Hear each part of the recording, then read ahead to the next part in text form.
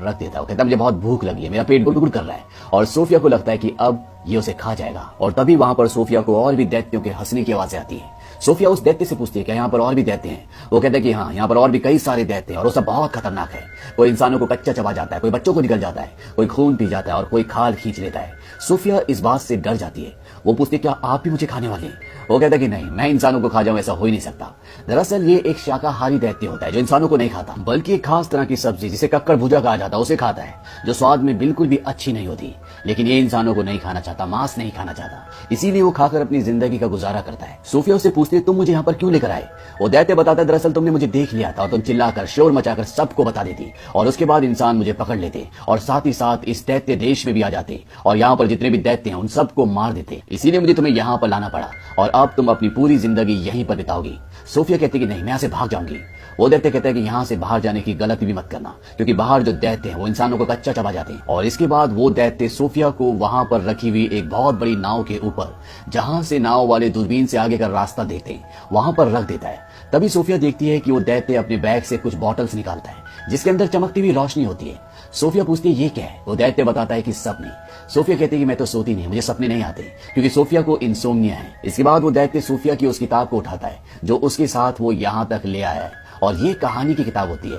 अब ये दैत्य उस कहानी को पढ़ना शुरू करता है और सोफिया को नींद आ जाती है। और इसके बाद वो दैत्य जो वहां पर कुर्सी के ऊपर बैठा होता है वो वहां से एक दूसरी जगह जाता है और वहां से वो एक बोतल के अंदर से एक चमकती हुई रोशनी निकालता है और तभी सोफिया की आंखें खुल जाती हैं और वो देखती है कि वो दैत्य नीचे नाव में सो रहा होता है। और सोफिया इसी मौके का फायदा उठाकर उस गुफा से, उस घर से बाहर निकल जाती है और जब वो भाग रही होती है तभी वो देखती है कि उसके सामने एक बहुत विशाल दैत्य है जो उस दैत्य से कई विशाल है, जो उसे यहाँ पकड़ कर लेकर आया है और वो दैत्य उसे पकड़ लेता है। सोफिया जोर से चिल्लाती है लेकिन इस बात का उस दैत्य पर कोई भी असर नहीं पड़ता और वो सोफिया को जिंदा निगल जाता है। और तभी सोफिया की आंखें खुलती हैं। दरअसल ये एक सपना होता है और सोफिया देखती है कि वो दैत्य सामने कुर्सी पर बैठा होता है। सोफिया कहती है कि ये तुमने किया, क्योंकि मुझे सपने नहीं आते और ये सपना बहुत ही भयानक था। वो दैत्य कहता है कि ऐसा करना जरूरी था, तुम्हें ये दृश्य दिखाना जरूरी था ताकि तुम यहाँ से कभी भी बाहर ना जाओ। वो दैत्य उसे बताता है कि यहाँ पर जो बाकी के दैत्य हैं मैं उनके सामने मूंगफली के बराबर हूँ, वो बहुत ही विशाल है, वो इंसानों को खा जाते हैं। और जब ये दोनों बातें कर रहे होते हैं तभी वहां पर एक बहुत विशाल दैत्य आ जाता है और वो उस दैत्य को जो सोफिया को यहाँ पर पकड़ कर लेके आया है उसे कहता है तो किससे बात कर रहा है? रंट। रंट यानी कि चिरकुट।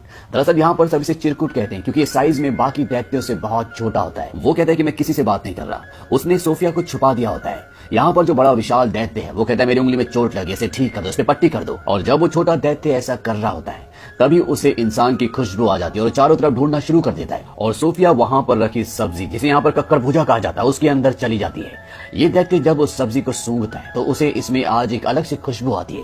दरअसल ये सब्जियां नहीं खाते लेकिन इसके अंदर सोफिया इंसान है, इसीलिए इसके अंदर इसे एक अलग सी महक आती है और ये उसे खाने वाला होता है। तभी वो दैत्य जो सोफिया को यहाँ पर लेकर आया वो देख लेता है कि सोफिया उस सब्जी के अंदर है और वो उस दैत्य के हाथ पर लटक जाता है। वो उसे कहता है तू शायद भूल गया, तुझे सब्जियों से चिढ़ है। और वो दैत्य उस सब्जी को नीचे फेंक देता है, कहता है हाँ मुझे सब्जियों से चिढ़ है। और इसके बाद वो वहां से निकल जाता है। अब वो दैत्य जो सोफिया को यहाँ पर पकड़ कर लेकर आया है वो कहीं जा रहा होता है और तभी सोफिया उससे पूछती है कि आप कहाँ जा रहे हो? वो कहता है कि मैं काम पर जा रहा हूँ। सोफिया उससे पूछना चाहती है कि वो क्या काम करता है लेकिन वो उसे नहीं बताना चाहता।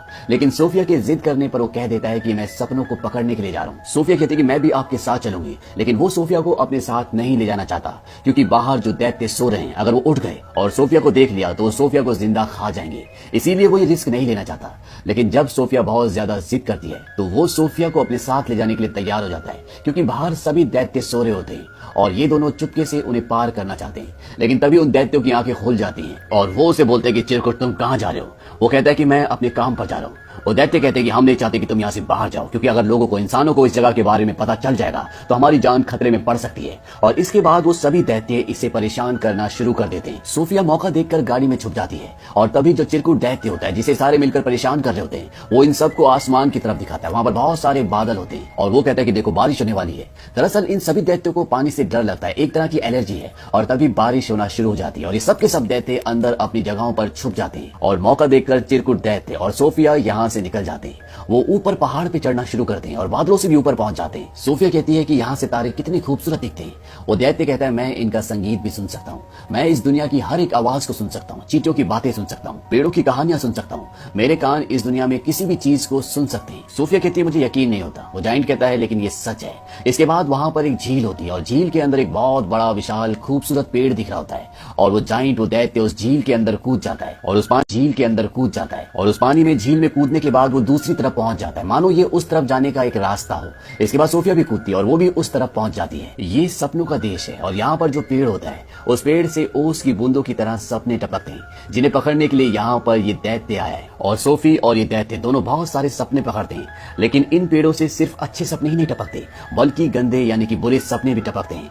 और इसके बाद ये दोनों सपने पकड़कर वापस जाने लगते हैं और अब ये दोनों एक दूसरे को अच्छे से जान गए, ये एक दूसरे को पसंद करते हैं। और वो दैत्य नन्ही सोफिया को बताता है कि यहाँ पर सब मुझे रॉन्ट यानी कि चिरकुट कहते हैं, लेकिन जिंदगी के एक मोड़ पर मुझे कोई ऐसा मिला था जो मुझे कहता था बिग फ्रेंडली जाइंट यानी कि बड़े फरिश्ते जी। और सोफिया कहती है कि आज से मैं भी आपको बिग फ्रेंडली जाइंट यानी कि BFG कहकर पुकारूंगी।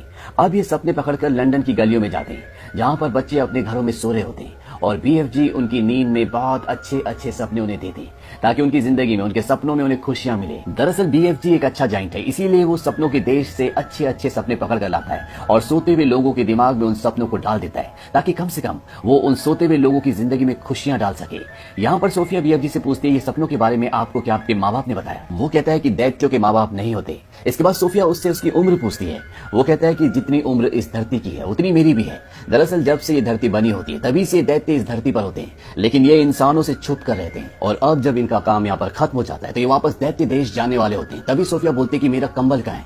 दरअसल उसका कंबल वहीं दैत्य देश में छूट गया होता है और इस बात से BFG परेशान हो जाता है। वो कहता है कि अब तुम्हें वापस नहीं जाना चाहिए, उन दैत्य को पता चल चुका होगा कि यहाँ पर कोई इंसान भी है। BFG से बताता है कि बहुत पहले मुझे तुम्हारी तरह एक नन्हा दोस्त मिला था, उसकी दिल की आवाज भी उतनी खामोश थी जितनी तुम्हारे दिल की आवाज है, और फिर उसने मुझे देख लिया और मैं उसे दैत्य देश ले गया। उसी ने मुझे पढ़ना भी सिखाया और जो लाल जैकेट तुमने पहनी है ये भी उसी नन्हे दोस्त की है। और इससे पहले कि मैं उसे वापस उसकी दुनिया में लेकर आ पाता बहुत देर हो चुकी थी और मैं नहीं चाहता कि तुम्हारे साथ भी ऐसा ही हो। और वो सोफिया को छोड़कर वहां से चला जाता है। हालांकि सोफिया उसे ऐसा करने से मना करती है लेकिन वो उसकी बात नहीं मानता।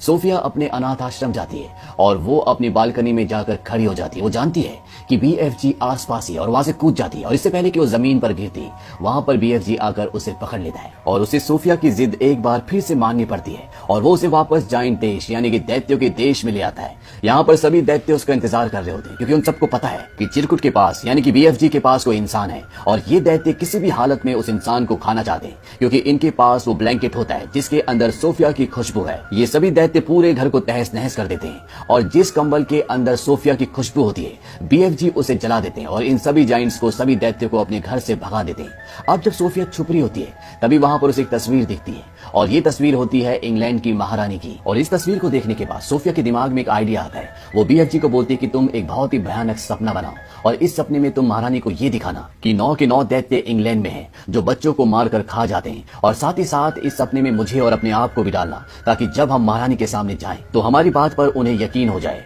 और BFG ऐसा ही करता है, वो एक सपना बनाता है जिस सपने के अंदर वो दैत्य देश में रहने वाले सभी दैत्यों की तस्वीरें डालता है, साथ में अपने आप को और सोफिया को भी डालता है और बहुत सारे बच्चों को भी।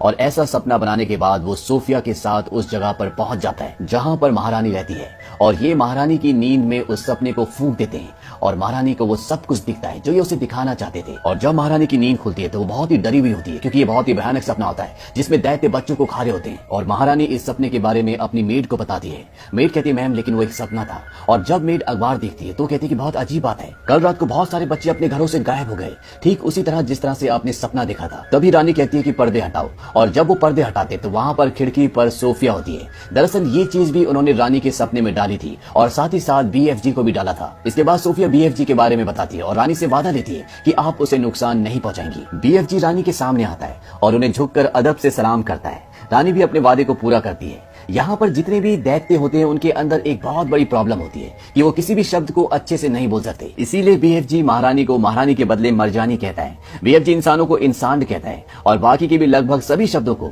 वो उल्टा सीधा ही बोलते हैं। यहाँ पर महारानी इन दोनों को बहुत अच्छे से ग्रीट करती है, उन्हें अंदर बुलाती है, अच्छा स्वादिष्ट खाना खिलाती है और इसके बाद ये महारानी को सारी बातें सच बताती है कि कैसे दैत्य देश में 9 ऐसे दैत्य हैं जो बच्चों को, इंसानों को खाते हैं और महारानी इनकी मदद करने के लिए तैयार हो जाती है। वो अपनी आर्मी को इनके साथ भेजती है।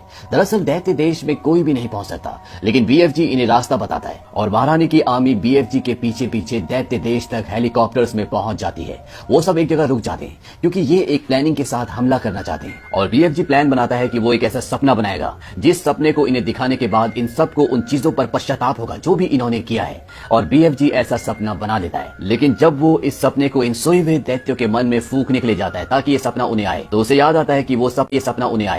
आता है कि वो सपना फूंकने वाले यंत्र को महारानी के महल में भूल आया है और उसके बिना ऐसा नहीं किया जा सकता क्योंकि इन दैत्यों के पास जाना खतरनाक है। लेकिन तभी सोफिया उस सपने वाले जार को उठाती है और उस जगह पहुंच जाती है जहाँ पर सारे दैत्य सोए होते हैं। लेकिन इससे पहले कि वो उस जार को तोड़ती, वहां पर इन दैत्यों का जो सबसे बड़ा दैत्य जो सरदार होता है वो उठ जाता है और जैसे ही वो सोफिया पर हमला करने वाला होता है, सोफिया उस सपने वाले जार को तोड़ देती है और बाकी सोए हुए दैत्यों के मन में वो सपना, वो रोशनी चली जाती है और जब सारे दैत्य उठते हैं तो उन सब के अंदर पश्चाताप होता है। लेकिन एक दैत्य जो सबसे पहले उठ गया था, जो इन सबका सरदार है, वो पूरे होश में होता है और इससे पहले कि वो सोफिया को मारता, वहां पर बीएफजी आ जाता है। वो उसका हाथ पकड़ लेता है लेकिन बीएफजी इनके सामने कुछ भी नहीं है। वो दैत्य बीएफजी को अपने हाथ में उठा लेता है और जैसे ही वो उसे मारने वाला होता है, वहां पर हेलीकॉप्टर्स आ जाते हैं और वो इन सभी दैत्यों को पकड़कर अपने साथ ले जाते हैं और समंदर के बीच में एक टापू पर छोड़ देते हैं। चारों तरफ पानी है, ये दैत्य पानी से डरते हैं, इसीलिए ये समंदर पार नहीं कर सकते और हमेशा के लिए ये इस टापू पर फंस चुके हैं। महारानी इनके लिए यहाँ पर कक्कड़ भुजे के बीज भी फेंक देती है ताकि ये उन बीजों से यहाँ पर खेती करें और जिंदगी भर कक्कड़ भुजे खाएं। कक्कड़ भुजों से इन लोगों को नफरत है। हालांकि बीएफजी इसी सब्जी को खाता था, लेकिन अब इन दैत्यों के पास कोई भी ऑप्शन नहीं है। इन्हें जिंदगी भर इसी टापू पर रहकर खेती करके कक्कड़ भुजे खाने पड़ेंगे। और अंत में ये दिखाया जाता है कि सोफी अब अनाथ आश्रम में नहीं रहती, बल्कि वो महारानी के साथ उनके महल में रहती है और अब उसे अकेलापन और उदासी बहुत कम महसूस होता है और जब भी वो चाहे वो बीएफजी से बात कर सकती है क्योंकि बीएफजी के कान इस दुनिया की सारी आवाजों को सुन सकते हैं। वहीं दूसरी तरफ बीएफजी जाइंट देश में, यानी कि दैत्यों के देश में अकेले हैं। अब वो सिर्फ वहां पर कक्कड़ भुजे नहीं बल्कि और भी कई सारी सब्जियां उगाते हैं और वो भी अपनी जिंदगी में खुश हैं। सोफिया हर सुबह उठकर खिड़की के पास आकर बीएफजी को गुड मॉर्निंग कहती है, जिसे बीएफजी साफ साफ सुन सकते हैं और इसी सुखद अंत के साथ इस कहानी का अंत हो जाता है। इस कहानी से हमें ये पता चलता है कि किसी की भी कोई भी जाति हो, कैसा भी स्वरूप हो, लेकिन अगर उसका दिल और नीयत अच्छी हो तो वो किसी का भी दिल, किसी का भी प्यार जीत सकता है और अच्छा करने वाले, अच्छा सोचने वालों के साथ हमेशा अच्छा ही होता है। उम्मीद करते हैं कि ये कहानी